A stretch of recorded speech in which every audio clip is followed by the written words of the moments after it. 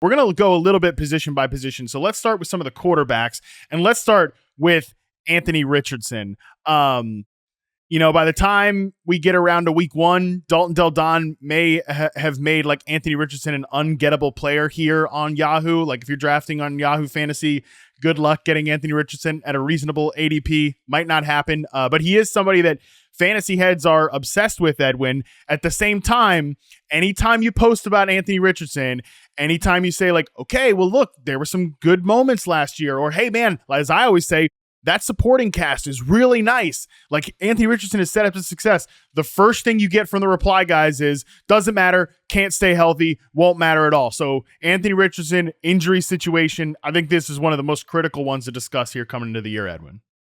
Yeah. So, okay, I'm going to try to stay on track this whole time. I don't want to ramble, like I said in the beginning, but I don't need to talk about his 23 fantasy points that he averaged, right, which would have been good for QB2 on the season in the games that he was active and playing. I don't need to talk about the fact that no quarterback averaged more fantasy points per dropback than Anthony Richardson. I don't need to talk about the fact that he was on pace to rush for almost 750 yards, which would have been second to just Lamar Jackson.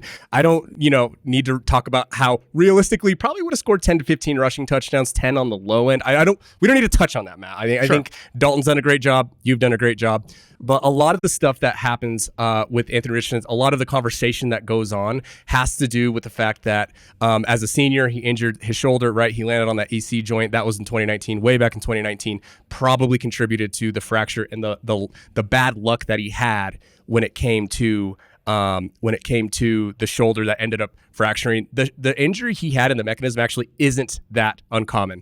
It just has more to do with the severity. And unfortunately, that first injury that he had probably made the joint and the bone a little vulnerable to actually fracturing and leading to this injury that needed to be repaired surgically. So injury, not that uncommon. Severity, less common, right? Honestly, though, when you talk to surgeons, when you talk to people who do this procedure and people who rehab it, it's really not the worst thing in the world. Actually, Deshaun Watson, somebody who we were not even going to cover today, his injury's probably classified as worse. What you do, I'm more worried, honestly, if I were to be worried at all about Anthony Richardson, it's the concussion, right? It's the concussions that he suffered. And he does have going way back, he has like a hamstring issue. But really primarily you do worry about those concussions because it was 2 last season. So if there was any concern, it would be for that. But when it comes to Anthony Richardson in particular, like the upside is so astronomical. I think he is the prime example of, to some people, right, to some fantasy managers, some gamers, the prime example of a guy that we are too confident in projecting injury, just like we were too confident in projecting injury for Christian McCaffrey. We were too confident in projecting injury in Saquon Barkley in 2022. We were too confident in projecting injury. I mean, the list goes on and on, right? That's sort of, you mentioned the brand. Is there risk? Of course there's risk. But if you go back and you look at Aaron Rodgers' injury history, again, I mentioned Tua's injury history. I mean, these guys get beat up, right? It just happens. There's literally a 100% injury rate in the NFL. If you play long enough, you're going to get injured, even the quarterbacks. So when you set that aside and you recognize the upside that Anthony Richardson is that presents, like we're literally talking a Josh Allen type of upside, a Lamar Jackson type of upside. So, scared money don't make money. That's why I love Dalton on here. I love listening to a lot of what Dalton has to say. He said he's this QB1. I know you said you might not take it that far, but dude, if there's going to be a finalist, I'm probably going to automatically, I want to hear your thoughts. I want to hear your takes. I want to hear about what you think that offense and that structure is going to look like for him. But I would wave him in as a finalist right away.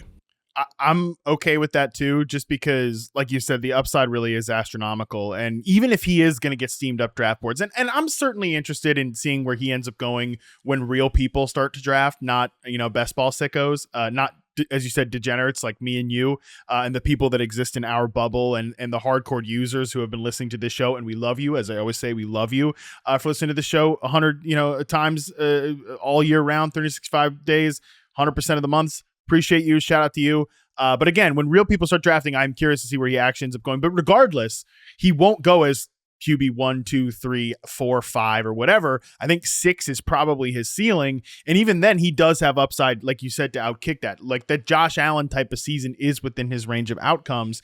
And the fascinating part about that, Edwin, and what I'm interested, again, to hear you say that he's one of these players where I think we overstate the confidence in that they're going to get injured again, because for me, like when I go back and actually watch those games with Anthony Richardson, I don't think they were overly aggressive in terms of dialing up runs for him. I don't think he was overly aggressive in terms of taking on hits or anything like that. There were definitely times you can nitpick and everything.